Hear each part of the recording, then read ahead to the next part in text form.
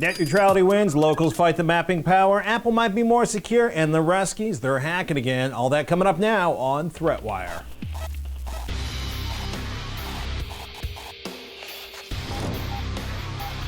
Greetings, I'm Patrick Norton, and this is ThreatWire for June 21st, 2016. Your summary of the threats to our security, privacy, and internet freedom.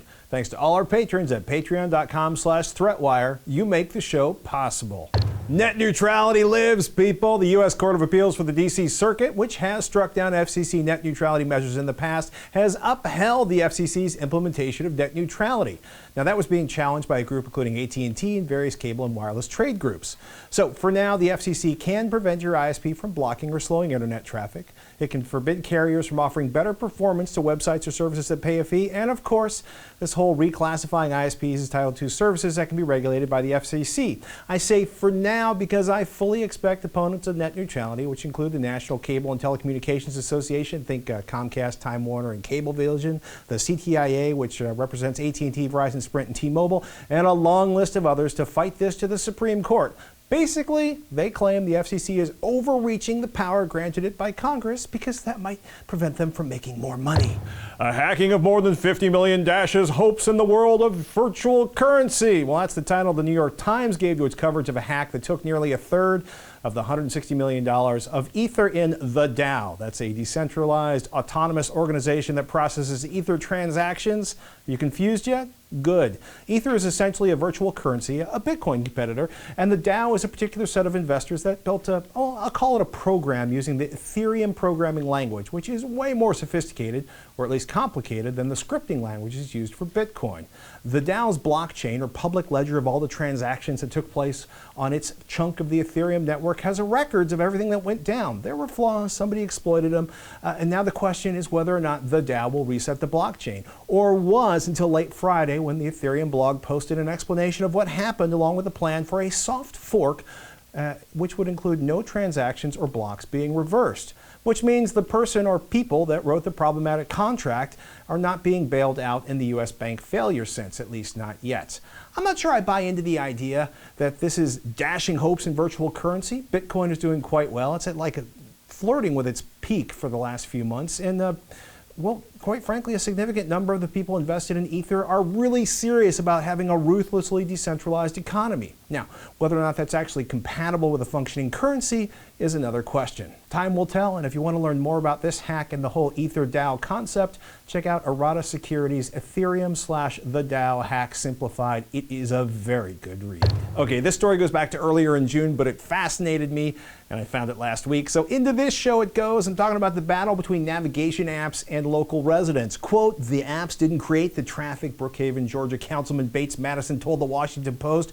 Quote, but they gave drivers options they wouldn't have known about otherwise. Sounds nice, right? Waze gives you a clutch route around traffic to get to the interstate so you can speed up your commute. Except in the case of Brookhaven, says the Post, we're talking about an extra 45,000 cars a day rolling down residential streets. Sound awful? Quote, traffic-weary homeowners and Waze are at war again. Guess who's winning? Is the title of the article by the Post that dropped me onto this. Discusses the efforts of homeowners trying to spoof Waze into thinking their street is blocked by an accident or slowed by a speed trap, then getting kicked off Waze because Waze can figure out that they're not actually moving, or that the reports are false because other Waze users are just moving along fine and brisk. Is Waze making drivers more efficient, or are they threatening neighborhood streets with traffic they were never engineered to handle? Whatever your answer to that is, you can expect battles between communities and apps to continue, whether it's a city modifying traffic patterns, state governments attempting to legislate listings in street routes, or good old-fashioned spoofing by residents to continue into the future. You thought people dropping fake reviews into Yelp was crazy? Wait till you see what happens when people start, well, spoofing Google Maps. Wired says Russia's breach of the DNC is about more than Trump's dirt. In case you didn't tip to this one, Tuesday last week, CrowdStrike dropped the news that two separate Russian-based hacking groups, apparently in competition, were deep inside the DNC's network, and that pretty much the same thing happened during presidential elections to both sides of the fence in 2008, and in fact that this kind of stuff happens all the time. Surprise, foreign nations hacking into your stuff. In more cheerful news, Apple revealed at WWDC that all apps in the App Store will have to have app transport security turned on by January 1, 2017, or I should say at least all new apps submitted to the App Store. Basically, this means that apps will have to use HTTPS to connect to web services, and that encrypted connection will help keep your data secure, assuming that HTTPS itself hasn't been violated. I wish I could just figure out if they would start applying this to all older apps too, because I like me some additional security. Our featured comment today comes from High Tech Guy 18, who in response to "Was Twitter hacked?" in the June 14th episode says, "Shocked, no mention of TeamViewer remote control PC seizure storm." Well, Jeff Savage adds, "Thank you. I was about to comment on this exact topic. So apparently the thousands of people that had their bank accounts drained because they shared passwords with Twitter and TeamViewer don't exist to hack 5. Jeff, buddy, I covered the TeamViewer breaches in the June 7th episode of ThreatWire, Password Mega Breaches, as the name of that episode, more than a week before you and High Tech Guy 18 asked about them. Pays to watch every episode, yo, and pays even more to use a password manager and best practices for passwords. Shannon and I spent a whole episode of TekThing walking folks through that. There's a link in the show notes. And people, if in case you didn't catch it in the last few episodes, passwords, password managers, separate passwords for everything in your life. It's critical for survival in the digital age.